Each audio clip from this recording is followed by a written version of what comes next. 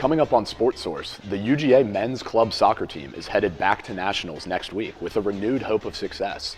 How will they fare in this year's tournament? Also ahead, we'll see how the Georgia women's golf team is preparing to compete at the SEC Championships next week after finishing its regular season with a Liz Murphy Collegiate Classic sweep. And later, we'll hear from a Bulldogs legend who just did something he never thought he'd do. Welcome to this week's edition of Sportsource. I'm your host, Evan Kane. On the show this week, the UGA men's club soccer team is headed back to nationals after last season's heartbreaker in the final.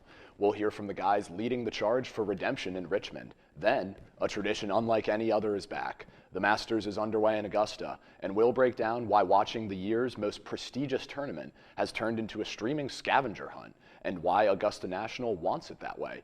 And later, G-Day is right around the corner. We hit the streets to find out how Georgia students are gearing up for the red and black to take the field again. All that and more right here on Sportsource. This week, Sportsource reporter Nick Erickson spent some time with the UGA men's club soccer team. Nick, what's going on at the club complex? Evan, the UGA men's club soccer team recently punched its ticket back to the Nationals. And after a heartbreaking loss in the finals last season, the club has made some additions in an attempt at redemption. I got the chance to catch up with President Nick Perla and Vice President Ian Bohr about their plans heading into the tournament.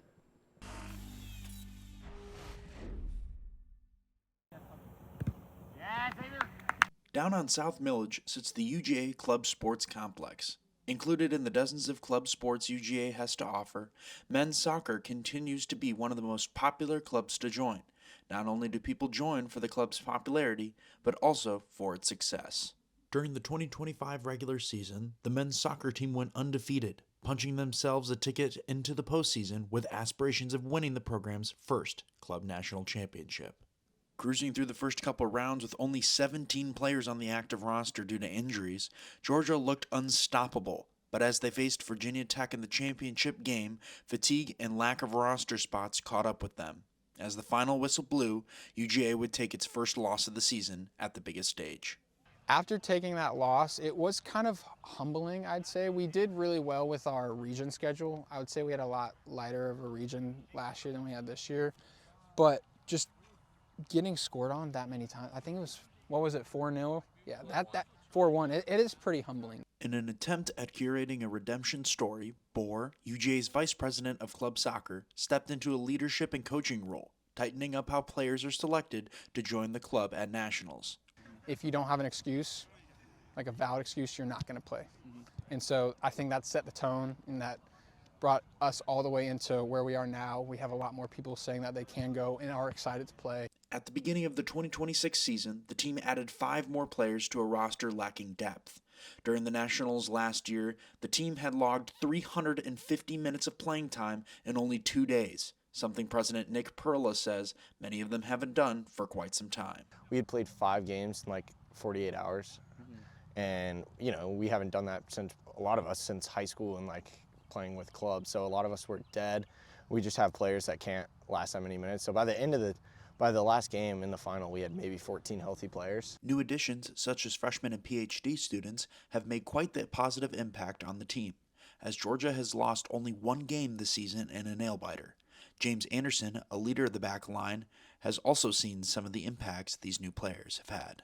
They've been great. We've had a lot of new freshmen who've come on, and as well as just new players who didn't play in the past years. I think they transferred. We had a couple of transfers, and then seniors who were injured in the past and then finally joined the team. So a lot of great new additions who are going to help us this year for sure. Anderson, a second-team All-American for club soccer, has also been making an impact of his own. He's our star center back. I played center back with him last semester for a little bit because a lot of our center backs were hurt, but he's just consistent. He makes everyone's lives easier. With nationals almost underway, Georgia will look to bring back its first piece of hardware in program history, and what it means to them is more than the world.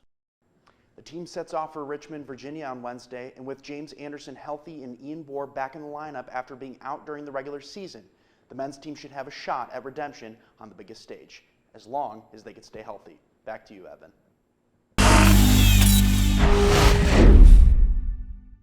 Coming up on Sportsource, after sweeping the Liz Murphy Collegiate Classic to conclude its regular season, the Georgia women's golf team has turned its full attention to the postseason. We'll take a look at how the Bulldogs are preparing for next week's SEC championships. Also ahead, we'll look at why it is so difficult to watch the Masters and how UGA students will be watching it this year.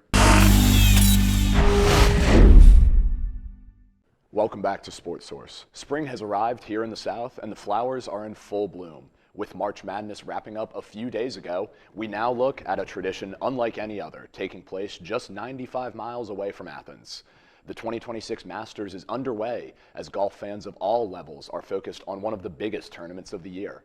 In the new age of watching sports, there are several ways to watch the tournament this week. Sportsource reporter Grant Turnage has more on this. The Masters tournament first started in 1934. And it is one of the most distinguished tournaments in all of golf. It is always on the first week in April. For those fans who are not lucky enough to attend, or patrons as they are known there, and you get to watch it in multiple different streaming services, including ESPN, CBS Sports, Amazon Prime for the first time this year, and even Paramount Plus. Now, the Masters also offers an exclusive feature that all fans can download on the App Store or go through their website on Masters.com. This first had a great access in 2011, but really the great option of streaming that the Masters app offered, where you could watch every hole, every player, every shot, really did not take place until 2019. I caught up with students on UGA's campus this week to find out where they will be watching the Masters and what streaming service they will be using. Masters this year, I'll be using Hulu streaming. Really, the only thing that I've been keeping up with around the Masters recently is Tiger Woods. I did not watch the women's tournament, but I am excited to watch the Masters this week on Hulu. I'll be watching the Masters on the CBS Sports app or maybe on TV, and I'm just rooting for any underdogs to have a great week. And I'm really excited to watch the Masters, and I'm going to be watching it on YouTube TV because I watch everything on YouTube TV. And I'll probably watch it on the ESPN app. I probably watch the whole thing, but I'll probably tune in for a little bit of it, and definitely the last day. Not really a big golf fan, but I do usually watch at least the last couple days of the Masters every year. This year, probably going to be watching it on CBS Sports through YouTube TV, like I did last year with a bunch of my friends. And I did not know about the app for the Masters, so I might look into that this year. The Augusta National does not charge a single dollar when it comes to media right or broadcasting terms for these deals for the tournament. In fact, this gives them the full control, so not one company is bidding to be able to advertise it and broadcast it. Although they do leave hundreds of millions of dollars on the table for earning potential, I think it's a deal that they want to keep the nostalgia and historicness of the Masters tournament. Because when networks pay the money, they have full control over advertising dollars and how this works. But the Masters likes to keep it that way, and by doing so, they are able to cap at most 4 minutes of advertising and commercials per hour the tournament is broadcasted. So this is just the tip of the iceberg of how the Augusta National has control and maintains the rights of being the most powerful sports organization of all time. The way they control everything when it comes to food prices, broadcast media, and even the sales of merchandise keeps them special and a green standard or a golden standard that Masters has. So my question for you is, who will you be rooting for this year's Masters as they see who wins the green jacket this coming Sunday? I'm Grant Turnage with Sportsource. Back to you, Evan, at the desk. Coming up, Georgia legend and college football analyst David Pollack just released his first book, something he never thought he'd do. And later, Georgia football's G-Day is next Saturday at 1. Hear how early some fans intend on getting there. Welcome back to Sportsource. Georgia Bulldogs legend David Pollack just wrote his first book. Every Day Counts, Start Where You Are, Use What You Have, Do What You Can was published. Our reporter Harrison Reno spoke with the former All-American defensive end and now college football analyst just a day after his book released. That's right, Evan. From sitting in the classroom, wondering why he was being made to write, to now having his first ever book published, it's been quite the journey for David Pollack. Although the same could be said for Pollack's life journey, this book isn't just another autobiography. Instead, Pollack wanted to offer inspiration, telling readers not about his success, but rather his failures. All right. So just to start, obviously, first question I wanted to ask you is what made you start writing this book? What was it about it that kind of got you into wanting to do this? Um, I didn't want to, if I'm being honest. Like I am ADD all over the place. It's not my strength to sit still. It's not my strength to write. I don't, Harrison. I don't even get the 5 paragraph system in school because I always was like, dude, it's all about the War of 1812. Why do I have to break this into 65 different paragraphs? So it's not that I wanted to. I love to speak. God's given me a fire and a passion to speak, and I can't speak to everybody though, right? And so the ability to say, hey, here's a story, and I wasn't interested in writing a book about all of my successes. That's had nothing to do with it. I want to write about my failures, and I want to write about the hard things and just share like some ways and some tips and some things that have helped us along the way with our journey that's been pretty difficult. So not something that people have already asked me, like, when's your next book? I'm like, bro, no, like I have no desire to write books. This is not what I wanted to do, but I did want to like have a story, to share and give to people that hopefully would bless some folks and maybe even make some people change their lives. Absolutely. I know you spoke about wanting to kind of not want to, you don't want to talk about your successes. You want to talk about your failures. Obviously, you've had a career from the football field to even media now, but you've kind of navigated a lot of change. Your injury and retirement from football to leaving ESPN. I guess how has that journey that you've had in your personal professional life kind of shaped this book and kind of give inspiration to that? Well, every story and everything we get to go through in life is we get to do it, and there's always a purpose for it. And I think that's I have a lot of people that have come up to me and said, why do good things happen to why do bad things happen to good people? And I'm like, well, you know, I'm not a good person. So if you're insinuating like something this shouldn't happen, like I'm a fatally flawed person that has things inside of me that aren't good. Like it's not like I'm a great person. So I think just learning that these step backs and these adversities, man, they really do function as a way to teach you to move forward and how you move forward and how you develop compassion and empathy for others and how you handle hard. And I think you just learn, man, as you get older and older, like they're coming. It's just a matter of when. And it's not if. And it's not like I don't even care what happens to you, Harrison, as much as I care about your response.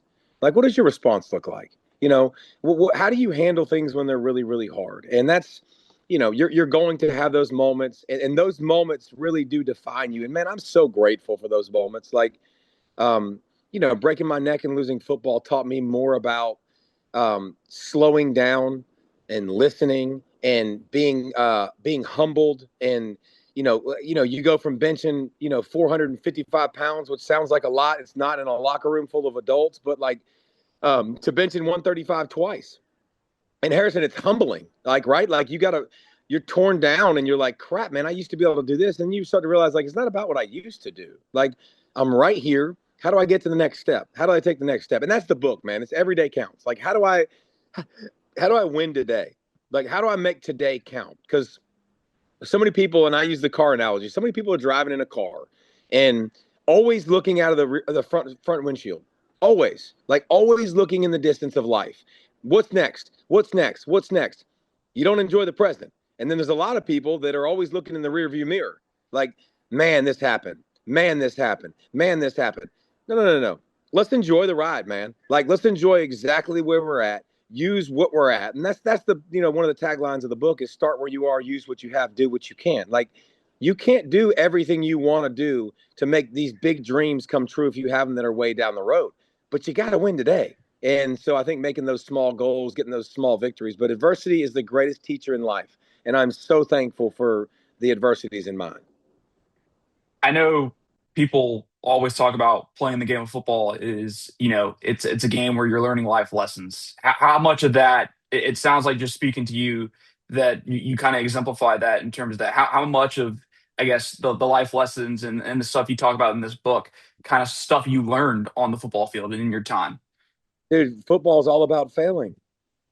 That's all you do. You learn every single day that I'm going to fail in drills and I got to come with it and bring it the next time and bring it the next time. And it's a reset mentality all the time. Like, otherwise you'd never be good, because when you go to new spots and you get challenged as a freshman in high school and then a freshman in college, like a rookie in the NFL, like all those things, man, you're low man on the totem pole a lot, and you got to figure things out. It's a game that is constantly changing and moving and morphing, and you've got to figure it out. So I think football's the greatest teacher. I think to me, it's better than every other sport, because like what you do directly affects the others. There's 11 different assignments on every play. Like there's 11 guys doing 11 different things. And if one guy messes up, bro, it can screw everything up. Like that's how crazy it is. But like discipline, toughness, how to win because of you, how to lose because of you, how to lose because of someone else, like how to work hard, how to be competitive, like how to enjoy the process and have fun in it. As much success as Pollock has experienced throughout his career, he's just as grateful for his failures.